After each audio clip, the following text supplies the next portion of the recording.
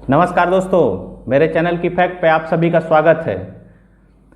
दोस्तों, बार बार एक कहा जाता है कि भाजपा जो छोड़ करके गया उसकी राजनीति बची या खत्म हो गई। बहुत सारे लोगों के बहुत सारे मत हैं इस पे, लेकिन मुझे ऐसा लगता है कि जितना मैंने रिसर्च किया है उसमें लगता है कि जितने भी लोग भाजपा को छोड़ करके गए उनकी राजनीति ऑलमोस्ट खत्म ही हो गई। एक दो लोग ऐसे हैं जिन्होंने राजनीति में पद रिटेन कर लिया, सांसद या विधायक बन गए, लेकिन बहुत लंबी छलांग नहीं लगा पाए।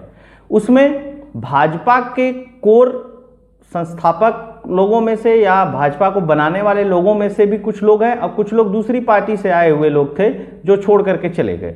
दोनों का भी कैरियर बहुत लंबा नहीं चला अगर ओवरऑल देखा जाए तो। मैं सरकारों को लेकर के भी कुछ बात कहूँगा। भारत में 1989 से लगभग 1989 से ये जोड़ तोड़ गठजोड़ की सरकारें बननी शुरू हो गई। इससे पहले जोड़ तोड़ और गठजोड़ की सरकारें नहीं बनती थीं।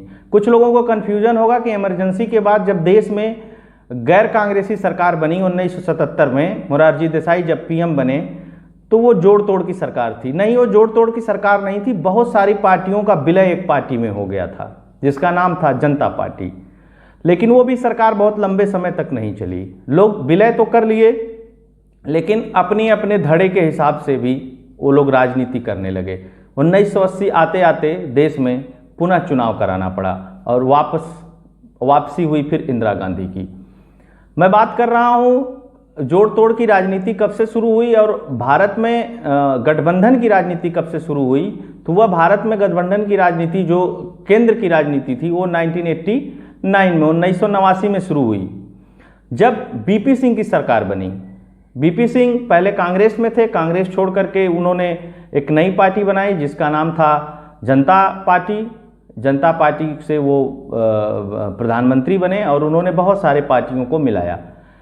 उनको समर्थन भाजपा ने भी दिया था, उनको समर्थन वामपंथी लोगों का भी था, उनको समर्थन कांग्रेस के लोगों का भी कुछ था जो कांग्रेस से टूटे हुए धड़े थे। बहुत सारी ऐसी चीज़ें थी बीपी सिंह की सरकार में और भारत में जोड़ तोड़ गठजोड़ की नई राजनीतिक इबारत लिखी जाने लगी। 1989 से 2014 तक भारत में कभी भी किसी भी पार्टी को पूर्ण बहुमत नहीं मिला। 2014 में मतलब इतने लंबे समय बाद पूरा 90 का दशक बीत गया, 2000 का पूरा दशक बीत गया, 2014 में आकर के नरेंद्र मोदी को पूर्ण बहुमत मिला और भारतीय जनता पार्टी की पूर्ण बहुमत की सरकार बनी। तो दोस्तों, मेरे कहने का जो मतलब है कि पार्टी के बेसिस पे भाजपा के साथ जो लोग गए उनका क्या भविष्य रहा। जो छोटी छोटी पार्टियां भाजपा के साथ गई, जो छोटी छोटी पार्टियां भाजपा के साथ गईं, समन्वय नहीं बन पाने के कारण या भाजपा का एक तरीके से जो भाजपा की आइडियोलॉजी है उसमें मिक्स नहीं हो जाने की वजह से बहुत सारी पार्टियां खत्म हो गईं और उनके नेता परमानेंट भाजपा को ज्वाइन कर लिए। तो ये बीपी सिंह की जो सरकार है ये भी सरकार बहुत लंबे समय तक नहीं चली और इसके बाद ही जनता पार्टी एक तरीके से धीरे धीरे करके खत्म होने लगी और आज जनता पार्टी को कोई जानता भी नहीं है। हालांकि एक चीज़ और भी आती है कि इमरजेंसी के बाद वाले नेताओं ने जो सरकार बनाई मोरारजी देसाई की, उससे बहुत सारे धड़े निकल करके एक भारत में क्षेत्रीय राजनीति की भी शुरुआत हो गई वहीं से। अदरवाइज उससे पहले बहुत सारी क्षेत्रीय पार्टियां नहीं थीं। आप उन क्षेत्रीय पार्टियों में चाहे मुलायम सिंह यादव की पार्टी की बात कर लें, चाहे आप नीतीश कुमार की बात कर लें, बहुत सारे ऐसी पार्टियां बनी जिनको क्षेत्रीय पार्टी आज के डेट में कहा जाता है। 1980 से पहले भाजपा जनसंघ थी। भाजपा का नाम 1980 में भाजपा एक पार्टी बनी, भारतीय जनता पार्टी जिसको आज बोलते हैं, और इस पार्टी की नींव 1980 में रखी गई। उसके बाद इस पार्टी के 2 सांसद बने, फिर बहुत सारी इसके पीछे की कहानी है। खैर, मेरा आज का विषय वो नहीं है। 1990 से गुजरात में भाजपा की सरकार है। अगर बीच में शंकर सिंह वाघेला का वो 1 साल 1.5 साल का कार्यकाल को निकाल दिया जाए तो, जो उन्होंने राष्ट्रपति शासन और बहुत सारी चीज़ें लगा करके करवाई थी। जनता दल के साथ ही भाजपा ने सरकार बनाई थी। अब जनता पार्टी छूट करके जनता दल हो गई थी। अलग अलग धड़ों में, अलग अलग प्रदेशों में। आज जनता दल भी नहीं है, कोई नाम लेने वाला नहीं है गुजरात के अंदर। बसपा के साथ भी भाजपा ने सरकार बनाई। जब भाजपा ने बसपा के साथ सरकार बनाई तो ये बोला गया कि पहली बार भाजपा ने एक दलित मुख्यमंत्री प्रोजेक्ट किया है, लेकिन भाजपा उसको भुना नहीं पाई। हालांकि आज बसपा का भी अस्तित्व बहुत अच्छा नहीं है, लगभग खत्म के कगार पे है। अकाली दल की भी स्थिति बहुत अच्छी नहीं रही।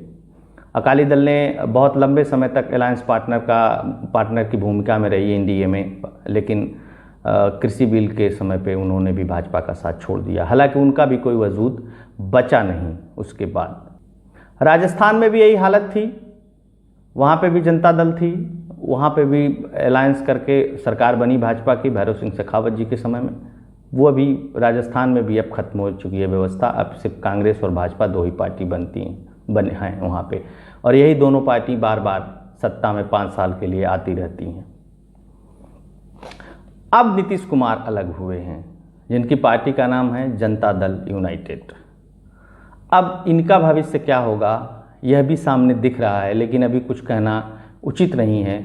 देखने वाली बात होगी कि ये इनकी पार्टी बचती है या नहीं बचती है। मैं कुछ नेताओं के नाम बताऊंगा जो भाजपा छोड़ करके गए और उन्होंने अपनी पार्टी बनाई, लेकिन बहुत कुछ कर नहीं पाए। उनमें एक बड़ा नाम था उमा भारती का, वो भी भाजपा छोड़ करके गई, लेकिन वो भी कुछ कर नहीं पाई। कल्याण सिंह एक बड़े नाम थे, कल्याण सिंह गए भाजपा छोड़ करके पार्टी बनाई, लेकिन बहुत कुछ नहीं हुआ। हालांकि ये दोनों नेता वापस भाजपा में आ गए। जसवंत सिन्हा अभी पार्टी छोड़ करके गए हैं रिसेंट में, और वो जाकर के टीएमसी ज्वाइन किए, राष्ट्रपति के उम्मीदवार रहे विपक्ष के द्वारा। राष्ट्रपति का चुनाव नहीं जीत पाए, उनका भी हश्र बहुत अच्छा नहीं हुआ। ये वो लोग थे जो भाजपा को बनाने में जिनकी बड़ी महत्वपूर्ण भूमिका हुआ करती थी, और ये बड़े नेता थे भाजपा के जिनकी एक हनक हुआ करती थी। हालांकि कल्याण सिंह वापस आ गए भारतीय जनता पार्टी में, उमा भारती भी भारतीय जनता पार्टी में वापस आ गई, तो इन लोगों की वो वाली साख जो है वो अब बच गई।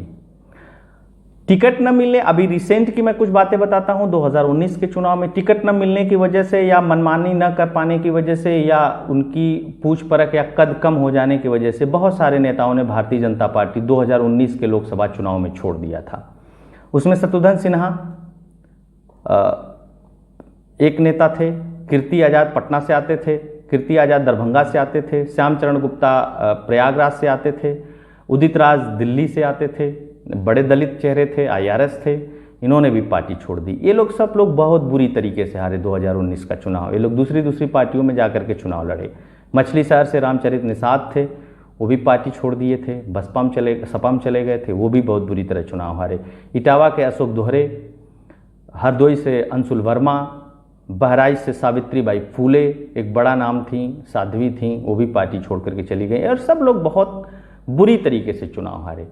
इसके साथ ही बहुत ऐसे नेता हैं जो दूसरी पार्टियों से आए और भाजपा में बड़ा नाम कमाए, बड़ा पद कमाए, जिसमें से एक बड़ा नाम है हेमंत बिश्व शर्मा, जो कांग्रेस के बड़े नेता थे आसाम के। वो भाजपा छोड़ करके आए, आज के डेट में वो एक बढ़िया छवि के मुख्यमंत्री हैं और भाजपा के आइडियोलॉजी के मुख्यमंत्री कहे जाते हैं हेमंत बिश्व शर्मा। नॉर्थ ईस्ट के प्रदेशों में उनकी एक मजबूत पकड़ है। इसी तरह मध्य प्रदेश से आने वाले ज्योतिराज सिंधिया भी इस समय एविएशन मिनिस्टर हैं, वो भी बहुत अच्छी स्थिति में हैं। उसके बाद बसपा से आने वाले ब्रजेश पाठक जो उत्तर प्रदेश में इस समय उप मुख्यमंत्री हैं, उनकी भी स्थिति बहुत अच्छी है। इसी तरह बहुत सारे ऐसे नेता हैं जो दूसरी पार्टियों से आए और भाजपा में ऊंचा पद पाए। ऐसा बहुत सारे लोग ऐसा कहते हैं कि जो दूसरी पार्टियों से भाजपा में आता है उसकी पूछ परख नहीं होती है। नहीं, कैलिबर वाला जो भी नेता होता है उसकी पूछ परख किसी भी पार्टी में होती है, और जिस पार्टी में नहीं होती है वो अपनी पार्टी छोड़ करके जब दूसरी पार्टी में जाता है और काम करता है तो निश्चित तौर पे वहाँ पूछ परख होती है। आपने एक अद्भुत उदाहरण अभी देखा होगा महाराष्ट्र की राजनीति में। इतना कुछ होने के बाद भी एकनाथ शिंदे जो शिवसेना तोड़ करके और भाजपा के साथ आकर के सरकार बनाए, सबको लग रहा था देवेंद्र फडणवीस मुख्यमंत्री बनेंगे, एकनाथ शिंदे उप मुख्यमंत्री बनेंगे, लेकिन भाजपा ने चौंकाने वाला फैसला किया और देवेंद्र फडणवीस को उप मुख्यमंत्री बनाया और एकनाथ शिंदे को मुख्यमंत्री बनाया। ये भाजपा की ही राजनीति में संभव है, ये दूसरे पार्टी की राजनीति में तो ऐसा लोग सोचते ही नहीं हैं। यही कारण है कि आज पूरे देश में विपक्ष बिखरा हुआ दिखाई देता है, एकजुट दिखाई नहीं देता, और जो मुद्दे हैं जिससे सरकार से लड़ना चाहिए विपक्ष को, वो मुद्दे गौड़ हो जाते हैं। बेकार के जितने भी मुद्दे हैं वो सारे मुद्दे चलते रहते हैं, जिससे जनता का बहुत सरोकार नहीं है, जिससे जनता का बहुत लाभ नहीं है।